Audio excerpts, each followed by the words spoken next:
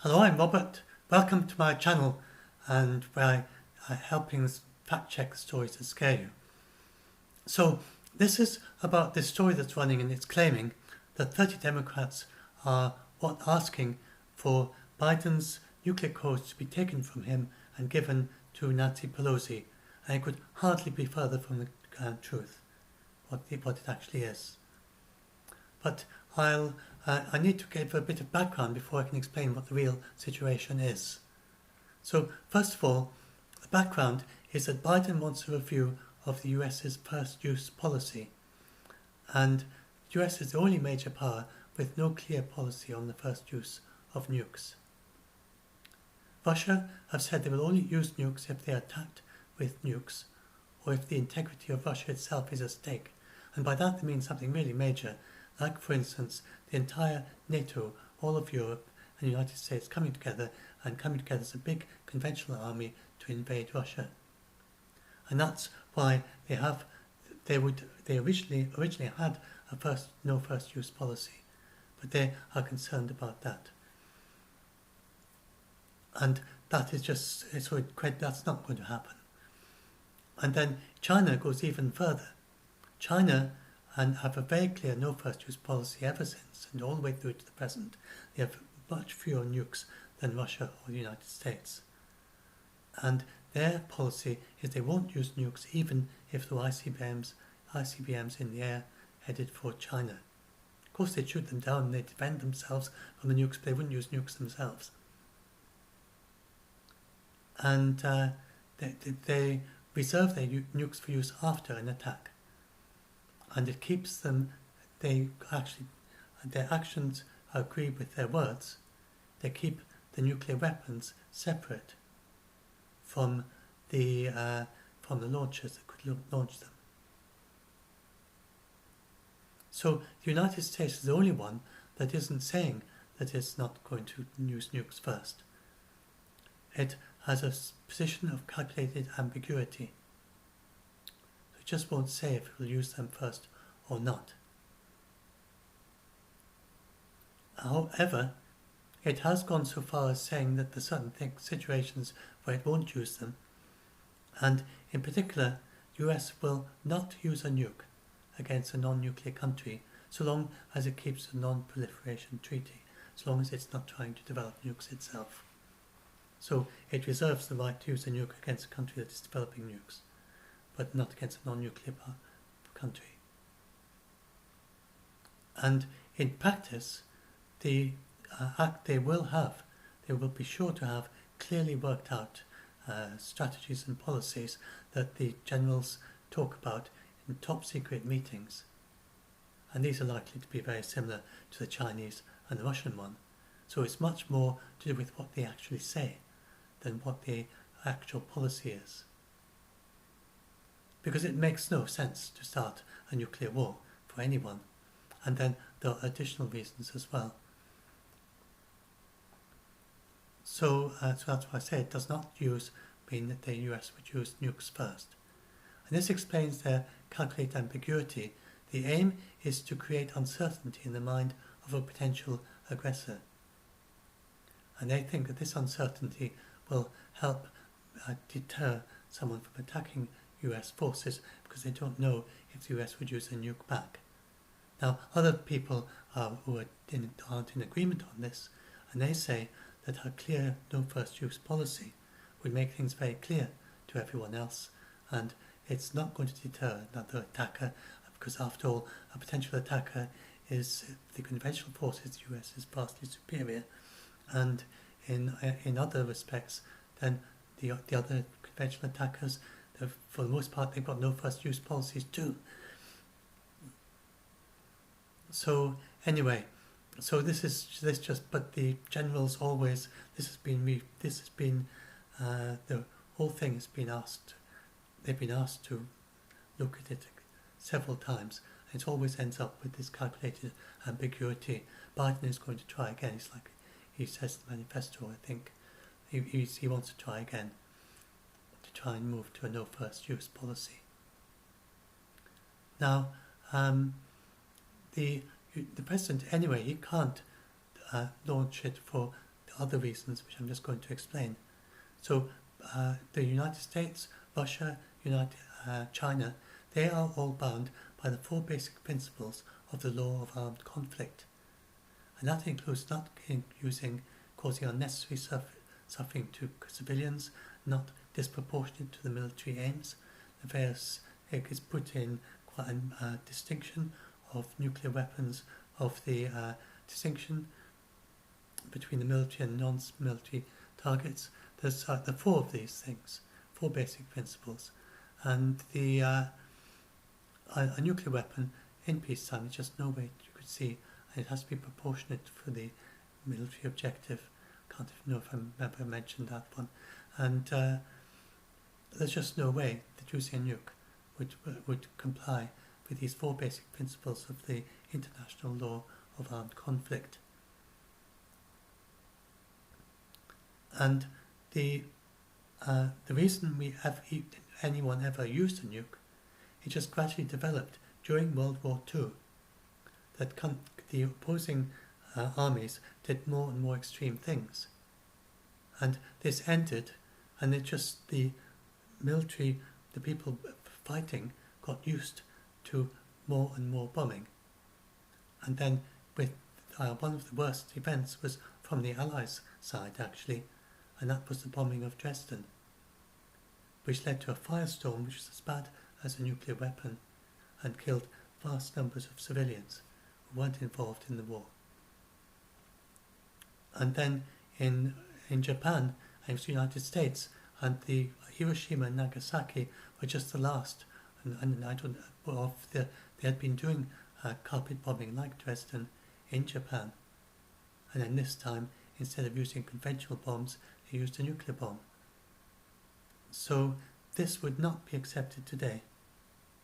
The same thing happened with North Korea, where the United States did carpet bombing of cities and killed vast numbers of civilians, and the civilians in North Korea ended having to live underground, because if they were on the ground they were at great risk of being killed by the US military. And then a similar thing in the Vietnam War, not quite as bad as North Korea, but each of these events gradually led to a situation where people eventually came down to saying, this is not permitted, this is not how we fight wars. So this has led to these 4 principles of armed conflict, 4 basic principles, which is just, those are not the actual laws, that's just a summary of the laws that helps people to navigate them. And these are ingrained into the soldiers right from the very start. So if, for instance, and this would never happen nowadays, but it has happened in the past. So if it was the middle of a war, and then they roll up to a village and there's no soldiers there, and if the commanding officer says, look, those are our enemy, just shoot them all, something like that, and then they're not any kind of military danger to the soldiers. That is deeply illegal. And a soldier who was given that command by his officer would be committing a war crime if he did what his officer told him to do. So that this is ingrained into them right from the basic, you're starting as a soldier, and it's ingrained into you all the way up. And then if you are a 5-star general, it's the same principle, even if it's the president who tells you to do something that is, for instance, dropping a nuclear bomb on a civilian city, and is totally disproportionate. There's no way that it's any kind of military objective that could anyway be a proportional response, or a proportional way to attack someone. So the general would just say, this just is not legal. It doesn't accord with the international law of armed conduct. And General Keller explained that general is no shrinking violet, which is a phrase meaning someone's very shy and timid and just gets easily pushed around. And a general obviously is not going to reach the position of a general if he's easily pushed around by other people. So even the president saying to the general something like that. So the president could give an illegal order because they're not trained like soldiers. This isn't ingrained into a president in the way it is to a soldier. So it could happen that a president gives an illegal order to a soldier, and the soldier would just refuse it, just as they would for a commanding officer. And it's the same, and more so, for a 5-star general. So this is why there isn't any real risk that any president could do something like this, because it's just so ingrained into the generals that there's no way that someone who has reached the position of being a 5-star general is going to follow an order like that. And if something like that did happen, and if the president persisted and he said, I think you might be able to something a little bit wrong, General, that can't be right, surely I've got the right to drop a nuclear weapon on a city, and then the general will say, yeah, for sure, listen, I've got all my lawyers, and they've been listening in on this call, and that is what would be happening on the president's side. His lawyers would as well on such an important call. And so the general would then say, consult with your lawyers and see what they say. And then and this in peacetime. It's a different situation if there's an attack and you've got to respond in minutes. You've got minutes to make a decision. But we're talking about first strike in peacetime. And then the lawyers would then talk to two sets of lawyers would talk to each other. And then if they can't resolve it, then it would be kicked down to Congress. So that is the way it would work if a president actually did make an illegal order like this. So with that background, then the whole first strike thing, it's not credible that the US has plans to do a nuclear strike as a first strike on Russia or China or anything like that, or North Korea or some other country. That it would have to be a country with nukes, so they couldn't do, or a country that is not abiding by the Non-Proliferation Treaty. But there's just no way that they would just bomb Tehran or something like that, because of Iran. I'm talking about there. They don't have nukes, but the United States could say they're not abiding. So, but there's just no way that that's going to happen. So this letter is really, so first of all, if the US had clearly stated no first use policy, this letter would not be needed, because there would be no way that the president would authorize a first strike anyway. But this letter is sort of trying to get an almost no first strike policy by the back door. That's basically what they're trying to do here. And so they are not saying that someone else, the whole point is to prevent a nuclear weapon being fired, not to make it easier for someone else to do it. That's just getting it upside down completely. And so, first of all, and Biden, it's not actually a response to Biden. These are Democrats and that actually signed it, 30 Democrats. And basically they're saying, now that we've got a Democrat president, can we change the rules under a president who's going to maybe will listen to them? They wouldn't have had much success with a letter like this to Trump. They would have had the same view with Trump, but they are thinking that maybe Biden can do it. So I'm going to explain why Biden won't do it. I don't see that as even remotely possible. But that's the only reason really, is that they think that Biden, it's not because they think Biden would attack anyone with a nuke. It's actually more in response to Trump. And I have had to write numerous posts, 2, 3, 4, I don't know how many posts I've had to do, explain to people that Trump is not going to nuke North Korea, not going to nuke Iran, he's not going to nuke anyone, because he was someone who was rather very volatile in his decision making. And this led to some people getting quite scared that he might do something like this, especially since he bluffed. And he said things like, my button is larger than yours, and giving a clear, sort of understated threat that he could nuke North Korea, which was not actually a possibility at all. There was no way that the US could have nuked North Korea.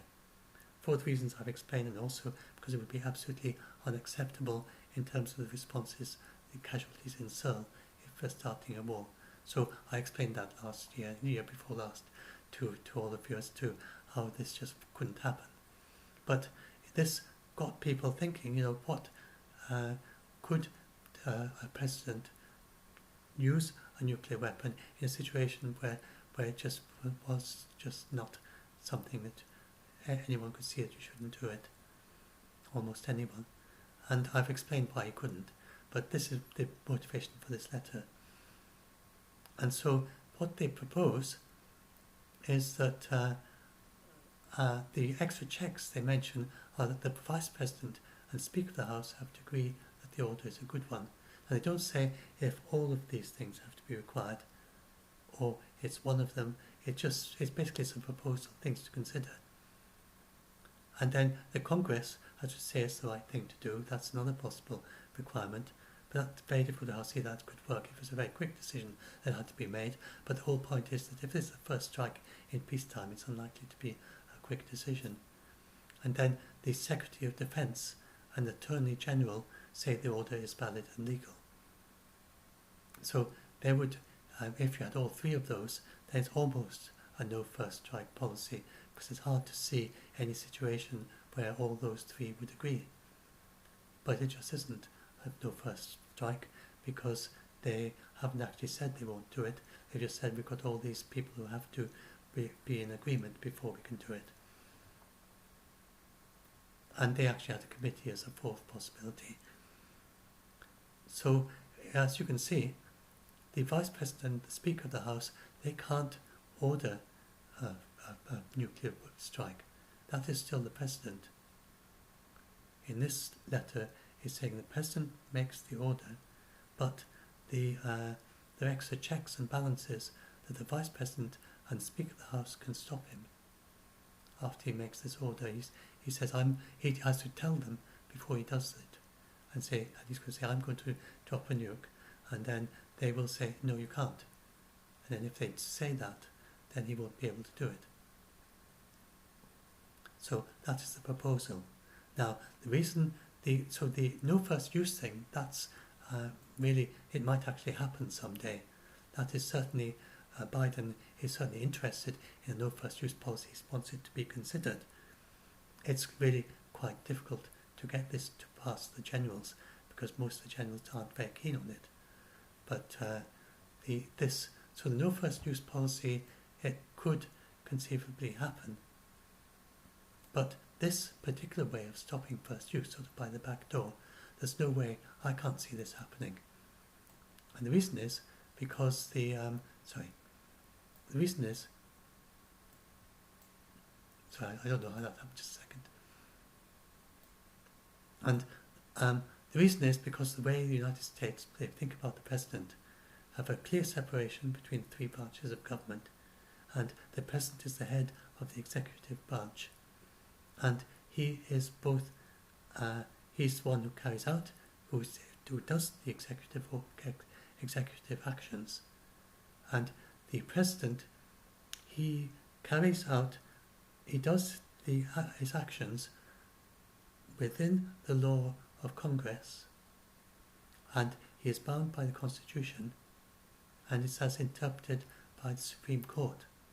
So there are lots of restrictions on what a president can do, but within that, then he is entirely responsible, and it's his decision completely, and it's also he's totally responsible for what he does. And so President Harry Truman, then he put it like this: the buck stops here, and he had this notice famously on his desk saying the buck stops here, which really clearly indicated that he is totally responsible. He's the one who makes the decision. He's also responsible for whatever he decides to do. So that's how the United States thinks about it. So it would be very strange to United States government thinking to have extra people with executive powers. So perfectly okay to have legal restrictions on the president and to have the judiciary stopping him. But to have people with executive powers, his vice president or the Speaker of the House, who's in a completely different branch of government. So she is in the line of succession, Pelosi. But if the president and the vice president were both something happened to them, but she is not. She would have to give up her job as Speaker of the House if she was to become president. So a temporary president. So she's in a different branch. So the idea that someone in a completely different branch also could stop the president just as an executive decision, it just doesn't make sense. It's not the executive decisions are for the president. So it's a kind of conceptual issue, really. How could the president, who's in the executive branch and who's the buck stops here, and how could he be stopped? How could it make sense to do it like that? But perfectly okay to have a law passed to stop the president from doing this, because that is within the way the Constitution works. So you could pass a law that says that the president can never do a first strike, for instance. So that is well within the reach of Congress, or some other law that he can only do it under certain circumstances or whatever. And but this particular way of doing it seems unlikely to kind of go very far. They would have to kind of dress it up, and they could do something maybe a bit like this, but it wouldn't be quite like this. Seems unlikely, even though on paper it sort of works. It's not.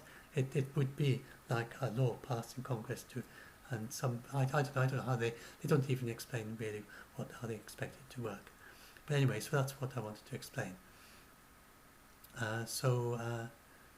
Yes, so it's certainly the idea of limits on what the president can do isn't strange.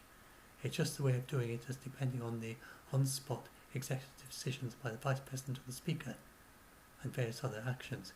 In other words, that it's not legally stopped, it's not stopped by judiciary, it's not stopped by a law from Congress, it is that it would be stopped by someone else making a different decision from the president to override it.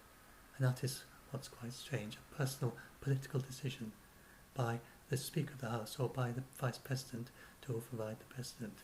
That's quite strange. So it's not likely that it goes like that.